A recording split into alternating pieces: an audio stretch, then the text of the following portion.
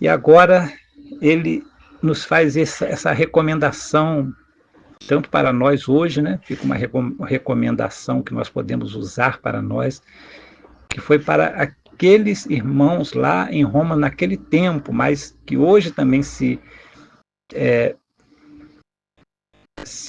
digamos assim, se coloca aí à nossa disposição e serve para nós também, porque ele estava pedindo até mesmo pelas misericórdias de Deus que nós, ou seja, que os irmãos se oferecessem em sacrifício vivo, santo e agradável a Deus.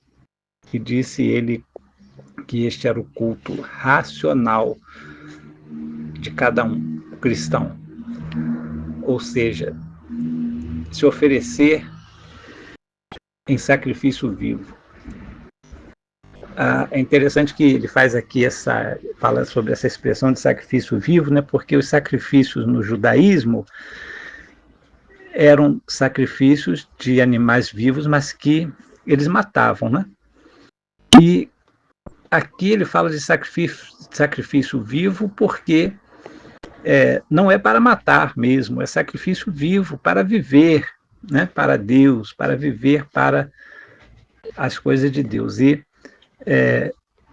eu quero dar aqui uma ênfase a esse sacrifício vivo, porque nós temos que muitas vezes nos sacrificar algumas coisas da nossa vida, algumas coisas do nosso querer, da nossa vontade, para que possamos servir a Deus. E este sacrifício, enquanto a gente está vivo, ele é santo, ele traz santidade.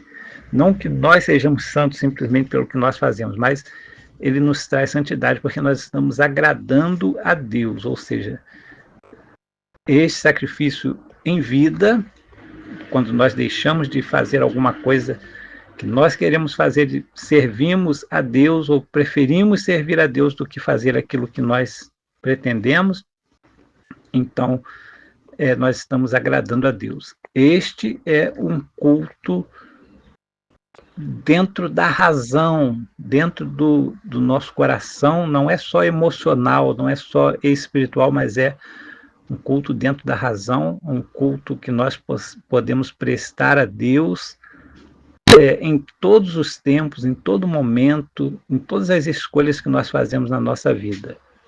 Culto, ou seja, adoração, culto se refere à adoração a Deus, a nossa adoração a Deus dentro da nossa razão e dentro daquilo que nós já falamos, dentro da nossa vida. A nossa vida deve ser agradável a Deus e separada para servir ao Senhor, para servir a Deus. E isto se torna um culto que não tem começo nem fim, né? Aliás, começo ele tem, né? Mas fim ele não tem, porque é em todos os sentidos, em todo tempo, quando nós nos sacrificamos, quando nós oferecemos o nosso serviço, o nosso viver, as nossas oferendas, eu falo oferendas como nosso trabalho, né? Nossas atividades, nossas horas, nossos momentos, tudo que nós podemos oferecer para Deus, né? As nossas habilidades, aquilo que nós nos habilitamos a fazer, né? Muitas vezes profissionalmente, muitas vezes dentro da igreja, às vezes tem pessoas que têm habilidade para isso ou para aquela atividade, né? Muitos para cantar, muitos para orar, muitos têm habilidades para pregar, muitos têm habilidade para conhecimentos, né? Para conhecer, muitos têm habilidades para estudar, inclusive idiomas estrangeiros, muitas vezes coisas muitas vezes científicas, desconhecidas da maioria das pessoas, mas que servem para a edificação. Então é muito importante a gente entender que tudo que nós temos na nossa vida, os nossos sentimentos, as nossas realizações, nossas ofertas em todos os sentidos, não é só no sentido financeiro, né, mas também até no sentido financeiro e também no sentido de mas no sentido de viver mesmo, da nossa vida prática, devemos procurar agradar a Deus.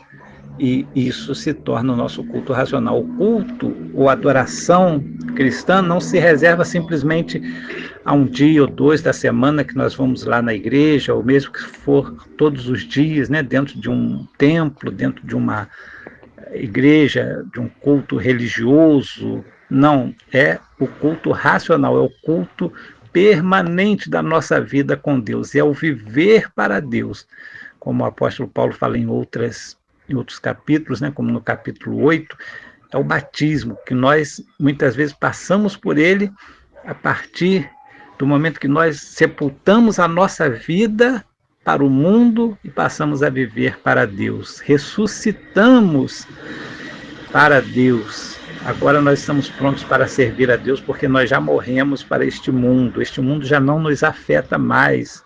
Espiritualmente estamos mortos para este mundo, mas vivos para servir a Deus.